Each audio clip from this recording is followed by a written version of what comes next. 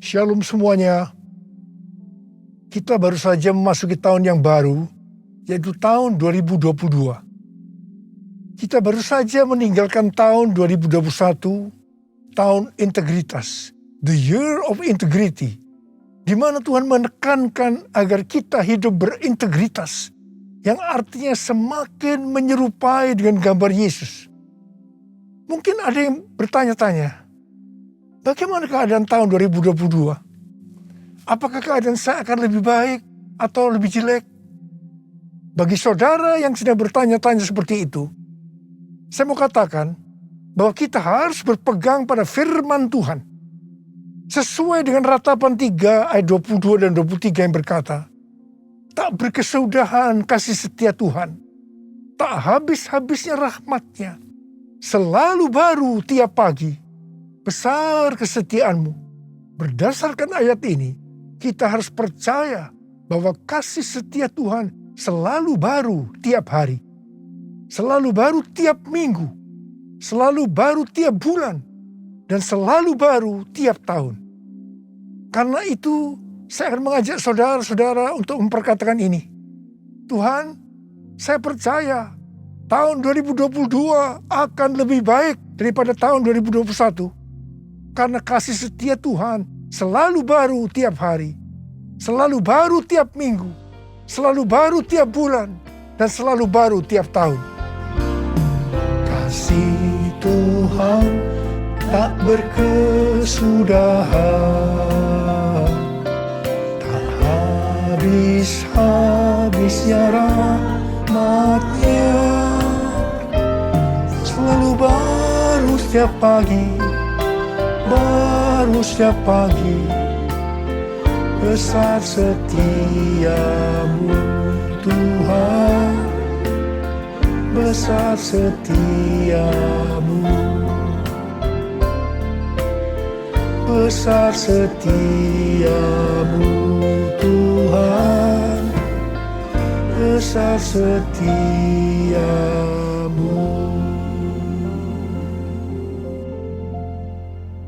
Dasar kita percaya bahwa tahun 2022 akan lebih baik daripada tahun 2021 karena Ratapan 3 ayat 24 berkata, Tuhan adalah bagianku, kata jiwaku.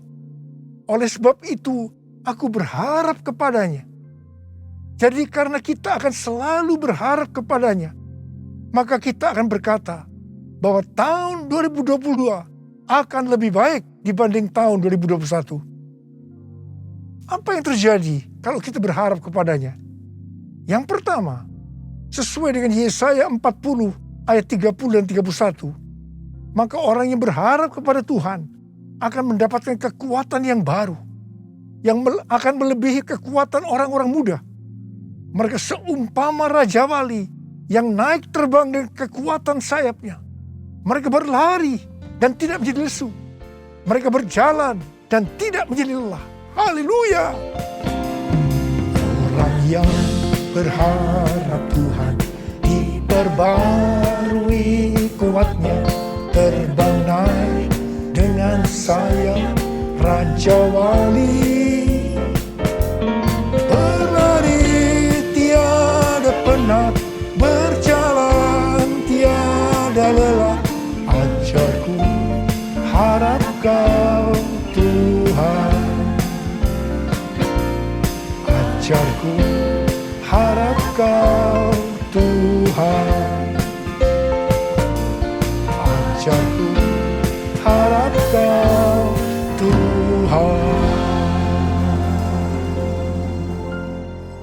Yang kedua, hal yang terjadi kalau kita berharap kepadanya sesuai dengan Mazmur 37 ayat 23 dan 24 yang berkata, Tuhan menetapkan langkah-langkah orang yang hidupnya berkenan kepadanya. Apabila ia jatuh, tidaklah sampai tergeletak, sebab Tuhan menopang tangannya. Orang yang hidupnya berkenan kepada Tuhan adalah orang yang berharap kepada Tuhan. Bagi orang yang seperti itu, Tuhan akan menetapkan langkah-langkahnya. Dan apabila ia jatuh, tidaklah sampai tergeletak, sebab Tuhan menopang tangannya. Perlu dicatat, sebagai orang-orang yang berkenan kepada Tuhan, kita bisa jatuh ke dalam berbagai macam kegagalan dan masalah. Tetapi Alkitab berkata, kita bisa jatuh, tetapi tidak sampai tergeletak. Sebab Tuhan menopang tangan kita.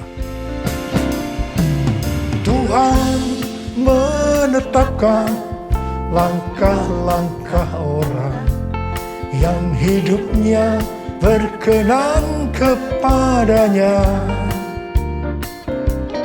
Apabila ia jatuh, tak sampai tergeletak. Sebab Tuhan menopang tangannya. Tangannya, oh tangannya. Sebab Tuhan menopang tangannya. Apabila ia jatuh, tak sampai tergeletak. Sebab Tuhan menopang tangannya. Sebab Tuhan menopang tangannya. Sebab Tuhan menopang tanganku. Sebab Tuhan menopang tanganku. Yang ketiga, hal yang terjadi kalau kita berharap kepadanya adalah sesuai dengan Yeremia 17 ayat 7 dan 8 yang berkata, diberkatilah orang yang mengandalkan Tuhan, yang menaruh harapannya pada Tuhan. Ia akan seperti pohon yang ditanam di tepi air, yang merambatkan akar-akarnya ke tepi batang air, dan yang tidak mengalami datangnya panas terik, yang daunnya tetap hijau, yang tidak khawatir dalam tahun kering, dan yang tidak berhenti menghasilkan buah. Haleluya! Yang keempat, hal yang akan terjadi kalau kita berharap kepadanya, sesuai dengan Mazmur 32 ayat 8 dan Mazmur 33 ayat 18, bahwa mata Tuhan tertuju kepada mereka yang takut akan Dia, kepada mereka yang berharap akan kasih setianya. Tuhan akan mengajar, menasehati, dan menunjukkan jalan yang harus kita tempuh. Tuntunan Tuhan ini akan kita mengerti hanya kalau mata kita tertuju kepada Dia. Alasan yang kedua, mengapa kita berkata kalau tahun 2022 akan lebih baik daripada tahun 2021? Karena hati kita melekat kepada Tuhan. Karena kita hidup intim dengan Tuhan. Dalam Mazmur 91 ayat 14 sampai dengan 16, Tuhan berkata, sungguh hatinya melekat kepadaku, maka aku akan meluputkannya. Aku akan membentenginya, sebab ia mengenal namaku. Bila ia berseru kepadaku, aku akan menjawab. Aku akan menyertai dia dalam kesesakan. Aku akan meluputkannya dan memuliakannya. Dengan panjang umur akan kukenyangkan dia, dan akan kuperlihatkan kepadanya keselamatan daripadaku. Jadi kalau hati kita tuh melekat kepada Tuhan, kalau kita hidup intim dengan Tuhan, maka yang pertama, Tuhan akan meluputkan dan membentengi kita terhadap sakit penyakit, panah api dari si jahat, jerat penangkap burung, kedahsyatan malam, atau terror of the night yang berbicara tentang penculikan, perampokan, pemerkosaan, pembunuhan, terorisme, peperangan. Hal yang kedua, Tuhan akan menjawab ketika kita berseru pada masa kesesakan. Dan yang ketiga, Tuhan akan memuliakan kita. Yang keempat, Tuhan akan memberikan panjang umur dengan berkat yang melimpah. Dan yang kelima, Tuhan akan memberikan keselamatan. Haleluya! Bless the Lord, oh my soul, oh my soul, worship His holy name. Sing like never before, soul, I worship your holy name. Bless the Lord, oh my soul, oh my soul, worship his holy name. Sing like never before, oh my soul, I worship your holy name. I worship your holy name. I worship your holy name. Tuhan menuntun kita untuk memasuki tahun 2022 dengan memberikan tema bahwa tahun 2022 adalah tahun paradigma yang baru. The year of new paradigm. Definisi paradigma menurut Kamus Besar Bahasa Indonesia adalah model dan juga kerangka berpikir.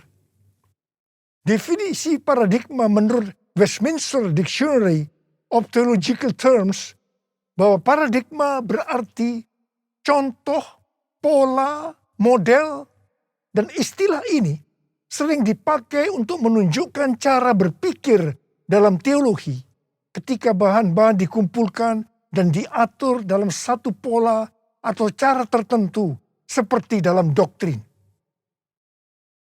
Tuhan memberikan ayat emas untuk tema ini, yaitu Yesaya 43 ayat 18 sampai dengan 21 dan Filipi 3 ayat 13 dan 14.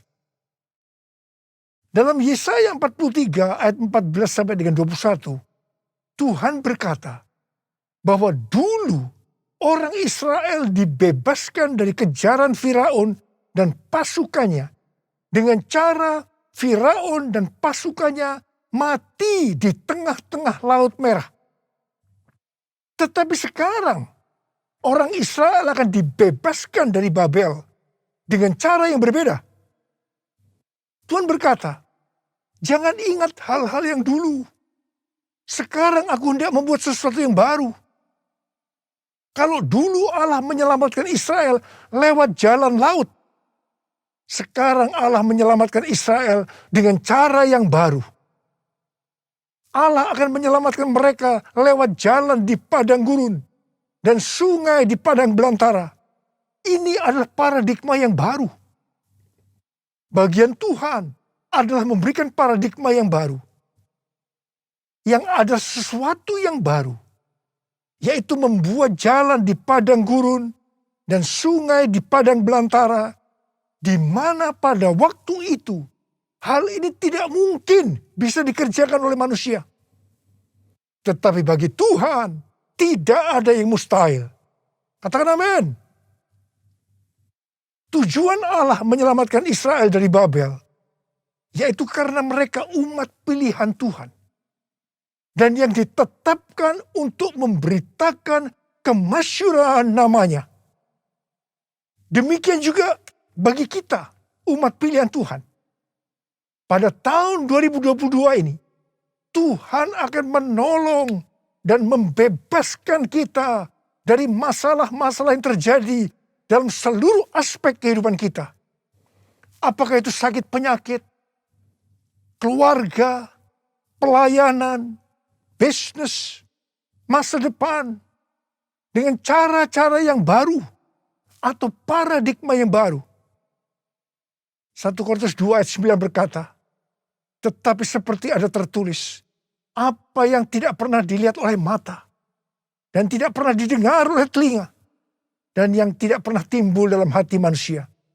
Semua yang disediakan Allah untuk mereka yang mengasihi Dia.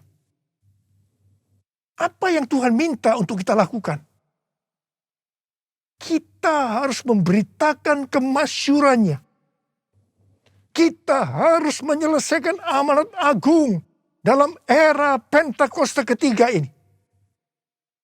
1 Petrus 2 ayat 9 berkata, tetapi kamulah bangsa yang terpilih, imamat yang terjani, bangsa yang kudus, umat kepunyaan Allah sendiri, supaya kamu memberitakan perbuatan-perbuatan yang besar dari Dia, yang telah memanggil kamu keluar dari kegelapan kepada terangnya yang ajaib. Memasuki tahun 2022 ini, kita akan melihat bahwa dengan adanya pandemi yang sampai sekarang belum selesai, maka cara-cara pelayanan di gereja berubah. Kita tidak bisa hanya memakai cara-cara yang lama lagi. Sebagai contoh, sesuai dengan penelitian yang dilakukan oleh George Barna, yang dirilis pada tanggal 6 Juni 2021 yang lalu, mengenai generasi anak muda di Amerika yang disebut generasi berbeda. Dikatakan bahwa pelayanan gereja selama 5 dekade terakhir tidak akan efektif untuk generasi ini. Jadi perlu ada paradigma yang baru dalam pelayanan di gereja. Tuhan sedang membuat paradigma yang baru sebagai pola yang baru. Dan bagian kita adalah menerima sebagai cara pandang yang baru. Demikian juga dengan cara berbisnis. Pasti banyak dari cara-cara yang lama yang sudah tidak bisa dipakai lagi. Perlu diperhatikan bahwa Wahyu 13 ayat 16 pasti akan digenapi. Manusia tidak dapat membeli dan menjual kalau tidak memiliki tanda antikristus di tangan kanannya dan di dahinya. Dan dengan seizin Tuhan, dunia sekarang sedang dibawa ke sana untuk menggenapi Wahyu 13 ayat 16 tadi. Tetapi bagi kita yang percaya bahwa pengangkatan terjadi sebelum masa sengsara yang disebut dengan pre-tribulation, kita tidak akan mengalami itu. Sekali lagi saya mau katakan pada saudara, kita tidak akan mengalami itu. Jadi, daripada kita disibukkan memikirkan chip dari antikristus sampai menolak untuk divaksinasi, sebaiknya kita mempersiapkan diri kita untuk pengangkatan yang sudah sangat-sangat dekat waktunya. Maranatha, Tuhan Yesus datang segera. Jadi, dalam tahun paradigma yang baru ini, ada 3 hal yang harus diperhatikan. Yang pertama, paradigma adalah inisiatif Tuhan sendiri yang perlu diresponi oleh umatnya. Ada bagian yang Tuhan perbuat, ada bagian yang umatnya harus lakukan. Yang kedua, bagian Tuhan membuat sesuatu yang baru, yaitu paradigma sebagai pola. Dan yang ketiga, bagian umat Tuhan melihat, mengetahui, dan menerima yang Tuhan buat, yaitu paradigma sebagai cara pandang. Hatiku percaya, hatiku percaya, hatiku percaya, selalu ku percaya, selalu ku percaya, selalu ku percaya.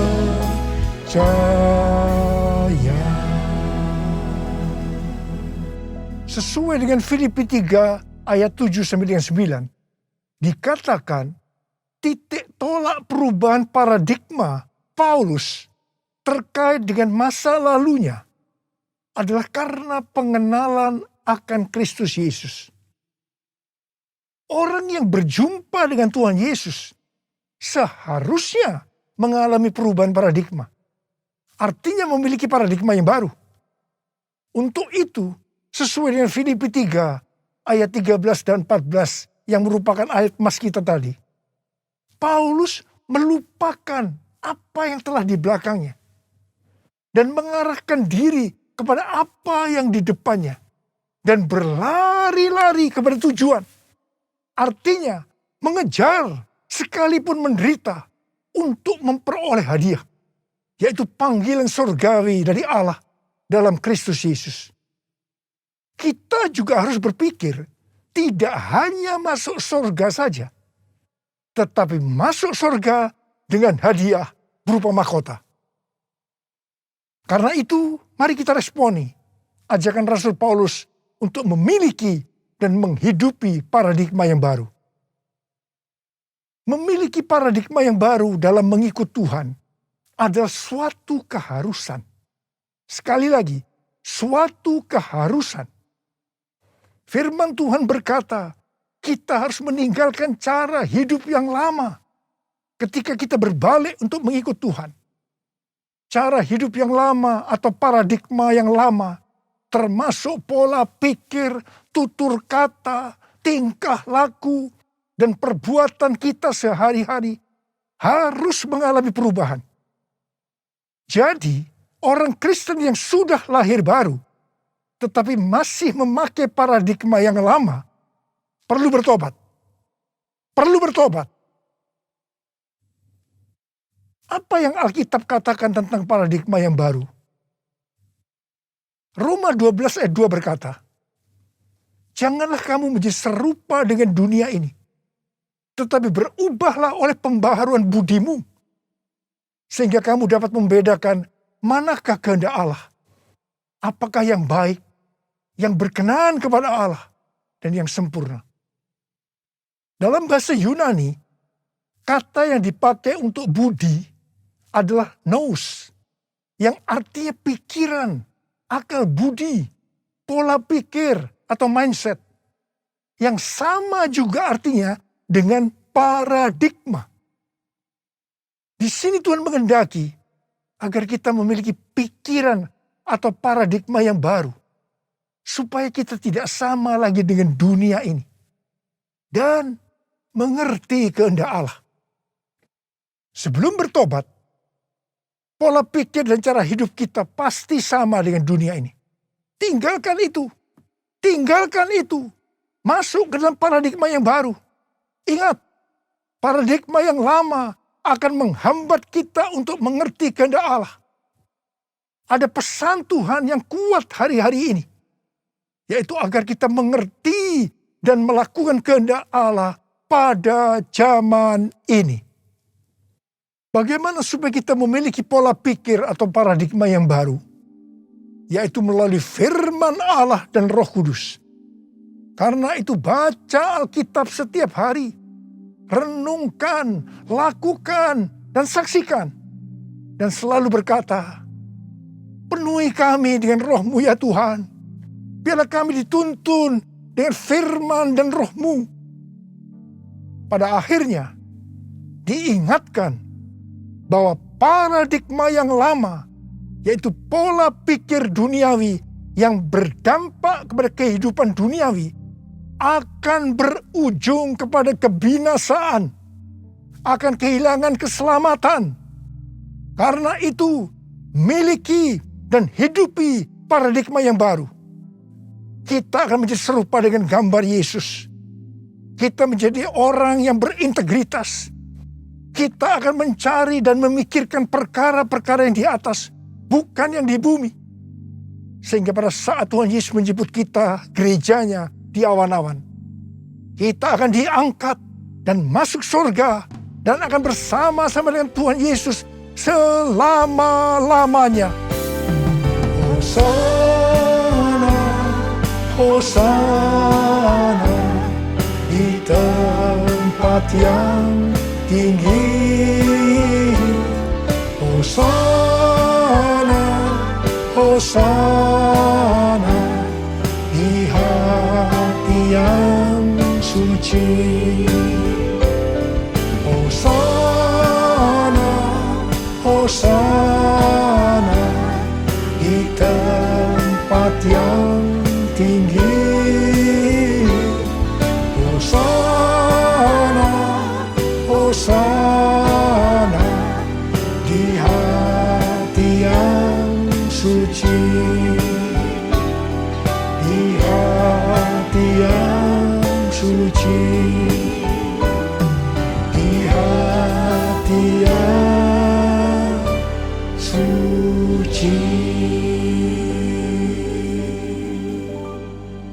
Jadi saudara-saudara, memasuki tahun 2022 yang Tuhan berikan tema tahun paradigma yang baru, the year of new paradigm, maka ada 6 hal yang harus diperhatikan. Yang pertama, Tuhan sedang membuat paradigma yang baru dan kita harus menerimanya sebagai pola pikir dan cara pandang yang baru.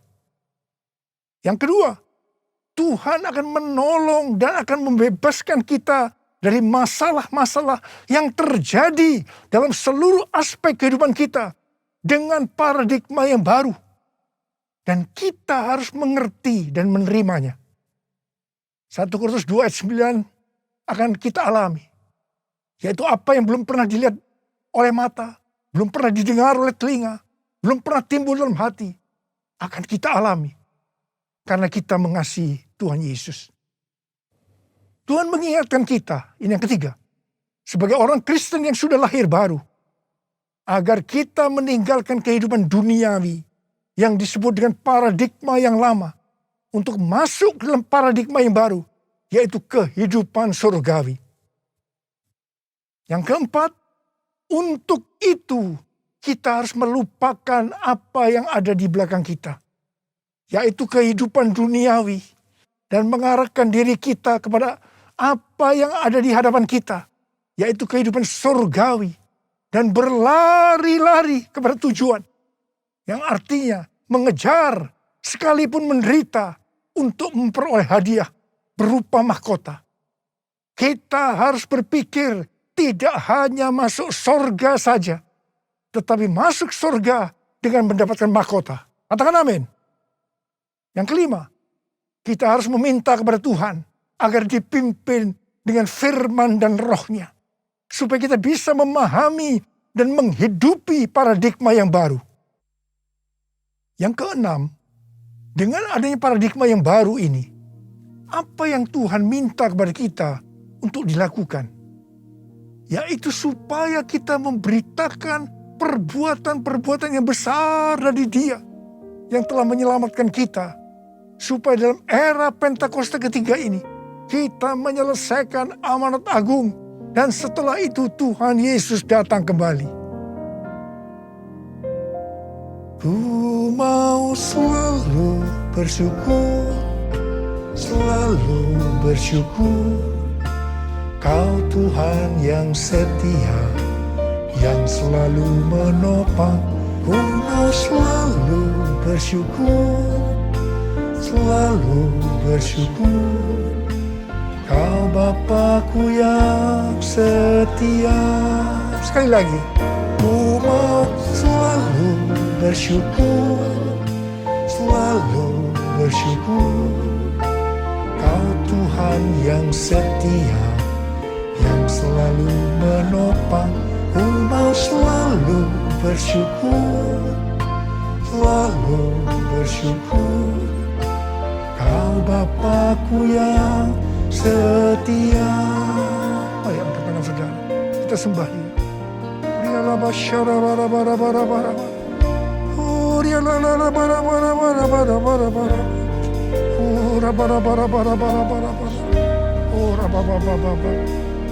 Kami mau selalu bersyukur ya Tuhan, meninggalkan tahun 2021. Kami bersyukur apapun kami alami, enak maupun tidak enak, kami selalu bersyukur kepada Tuhan. Dan kami akan memasuki tahun 2020 sekarang ini Tuhan. Kami bersyukur Tuhan. Terima kasih Bapa, urapi kami. Urapi kami semua Tuhan memasuki tahun 2022 ini Tuhan. Supaya kita semua bisa memahami dan menghidupi paradigma yang baru. Sekarang terimalah. Terima pengurapan Tuhan. Terima.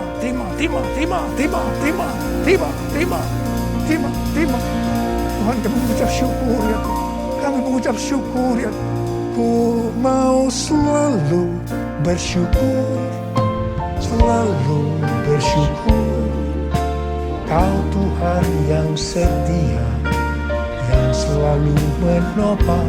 Ku mau selalu bersyukur, selalu bersyukur. Kau Bapakku yang setia, Kau Bapakku yang setia,